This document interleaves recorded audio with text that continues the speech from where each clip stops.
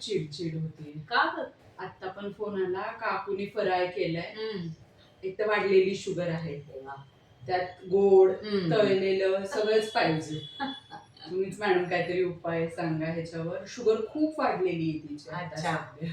काय आता पण कसं होतं अगं, डायबिटीज पेशंटना कळतच नाही नक्की काय खायचं ते, आणि सगळे आजूबाजूचे खातात आणि आपण खायचं नाही. किती अवघड आहे ग. आणि असं एखाद्याला नाही म्हणून सांगता पण येत नाही. खरंच आहे. पण त्यातल्या त्यात मी 2-3 पदार्थ सांगून ठेवते जे डायबिटीज पेशंट सुद्धा खाऊ शकतात. एक म्हणजे वेगवेगळ्या लाह्यांचे चिवडे तयार करून ठेवता येतील आणि त्याच्यात दाणे किंवा ड्रायफ्रुट्स घालायला हरकत नाही, आणि ती चव पण चांगली लागते. म्हणजे हल्ली बाजारात ज्वारीच्या लाह्या वगैरे मिळतातच. दुसरा पदार्थ बेक्ड चकली हल्ली मिळते बाजारात. तोही पदार्थ खाता येण्यासारखा आहे. आणि तिसरा पदार्थ गोड पण काहीतरी सांगायला हवं ना. मग त्यातल्या त्यात खजुराने बनलेल्या मिठाया हल्ली बाजारात मिळतात.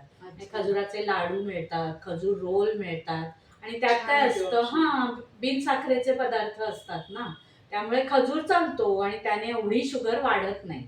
आणि चौथा पदार्थ कधीतरी बेसन लाडू एखादा किंवा अर्धा खायला हरकत नाही, पण तो बेसन लाडू घरात केलेला पाहिजे, त्याच्यात भरपूर तूप असलं पाहिजे आणि साखरेचं प्रमाण थोडं कमी असलं पाहिजे, म्हणजे शुगर स्पाइक होणार नाही, असलेली शुगर वाढणार नाही.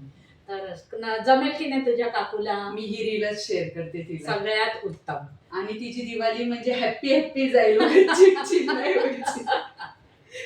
खरंच आहे. चालेल.